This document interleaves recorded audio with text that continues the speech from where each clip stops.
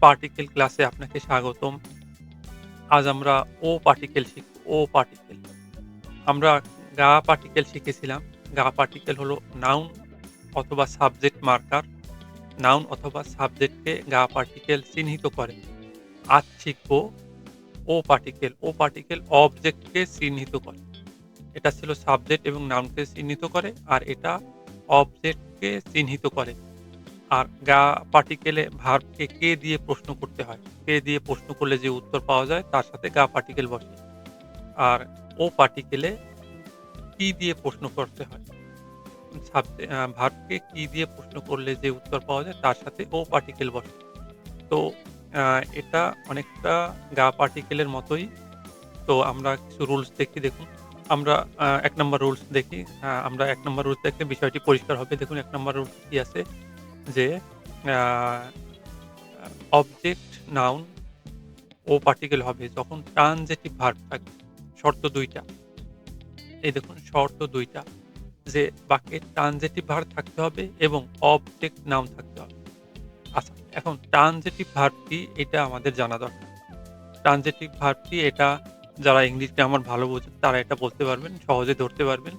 আমরা এখানে বলে দিচ্ছি এক কথায় যে কর্তা যখন নিজেই কোনো স্বেচ্ছায় কোনো কাজ করে তখন সেটা ট্রানজিটিভ ভার্ব। আবার বলছি, কর্তা যখন নিজের ইচ্ছায় কোনো কাজ করে তখন সেটা ট্রানজিটিভ ভার্ব। এখন বলতে পারেন কর্তা তো সব কাজ নিজের ইচ্ছায় করে, তাই তো?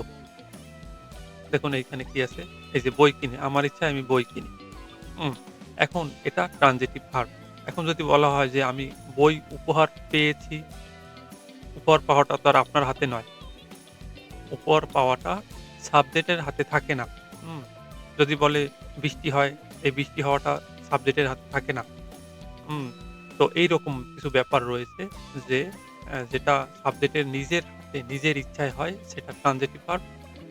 আর যেটা নিজের ইচ্ছায় হয় না সেটা ইনট্রানজিটিভ ভার্ব। তো আমরা আশা করি বোঝাতে পেরেছি যে ট্রানজিটিভ ভার্ব কি। আর এবার আসুন অবজেক্ট কিভাবে অবজেক্ট কিভাবে আমরা খুঁজে পাবো।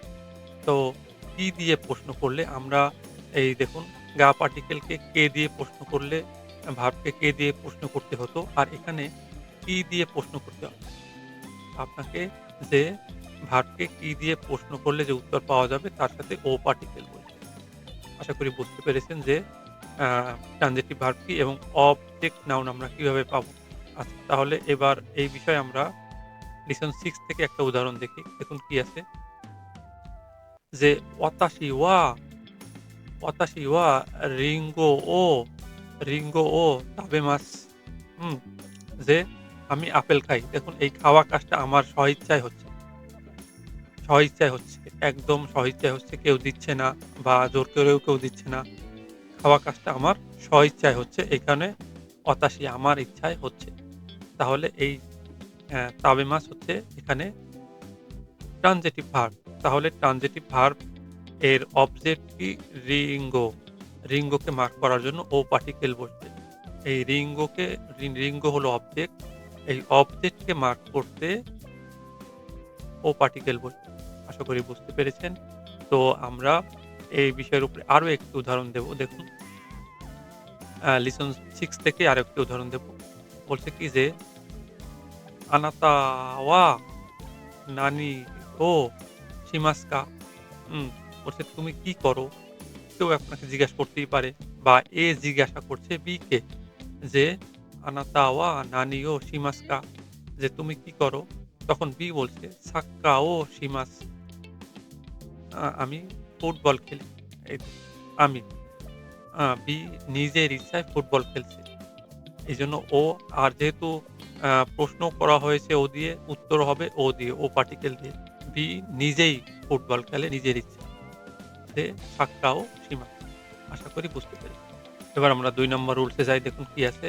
যে বাক্যে নাউন থাকতে হবে এবং দেমাস অথবা আরিমাস এই দুটির একটা ভার্ব থাকতে হবে। তাহলে অটোমেটিক্যালি হুম, যোগ বুঝে ও পার্টিকেল হবে। দেমাস, আরিমাস কি? এই দুটোই দেখুন, দুটোই হলো বের হওয়া জাতীয় ভার্ব।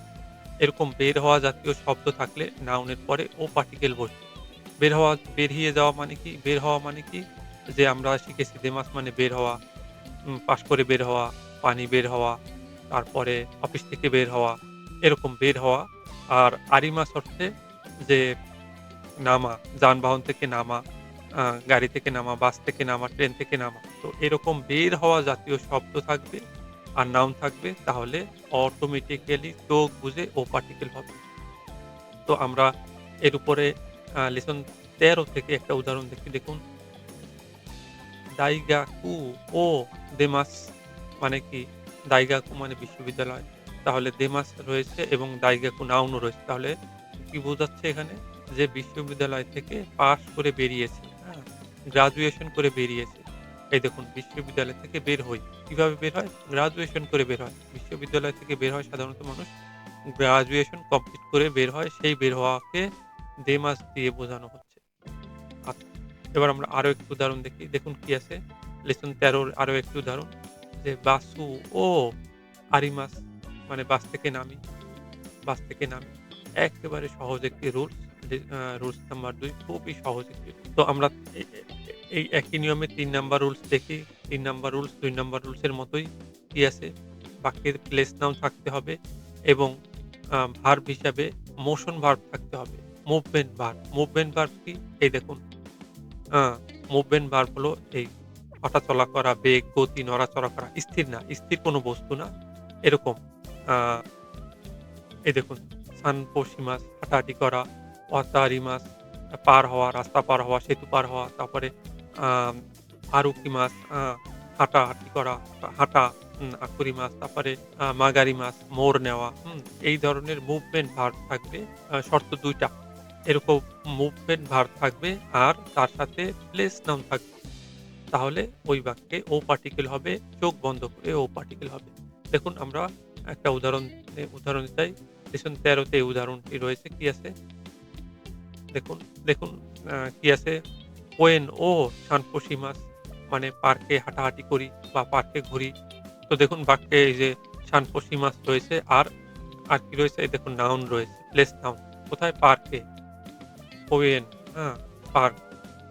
আর তার সাথে মোশন ভার্ব রয়েছে, তাহলে ও পার্টিকেল বসবে। আচ্ছা, এই নিয়মে আরো একটি উদাহরণ দেখি। দেখুন, লেসন ১৩ আরো একটি উদাহরণ বলছে, "কৌসাতেন ও মিগিয়ে মাগারিমাস" কৌসাতেন মানে চৌরাস্তা। চৌরাস্তা থেকে মিগি ডান দিকে ঘুরি। বলছে যে চৌরাস্তা থেকে ডান দিকে ঘুরি। তাহলে দেখুন, মাগারিমাস রয়েছে আর তার সাথে এই যে আ চৌরাস্তা রয়েছে। তাহলে চোখ বন্ধ করে এখানে ও পার্টিকেল হবে। তো এই ছিল ও পার্টিকেলের রুলস। মাত্র ৩ টা রুলস রয়েছে। ও পার্টিকেলের ৩ টা রুলস রয়েছে। পুরো গ্রামারে ও পার্টিকেলের ৩ টি রুলস রয়েছে, কিন্তু বিচ্ছিন্নভাবে, বিক্ষিপ্তভাবে রয়েছে। আমরা সমস্ত রুলসকে একত্র করে আপনাদের সামনে নিয়ে এসেছি, যাতে আপনাদের শিখতে সহজ হয়। তো এই ছিল ও পার্টিকেলের রুলস। আপনারা বেশি, বেশি প্র্যাকটিস করবেন। তো আজ এই পর্যন্তই। দেখা হবে পরের ক্লাসে। নিয়মিত এমন ভিডিও পেতে এখনই সাবস্ক্রাইব করে পাশে থাকুন। ধন্যবাদ।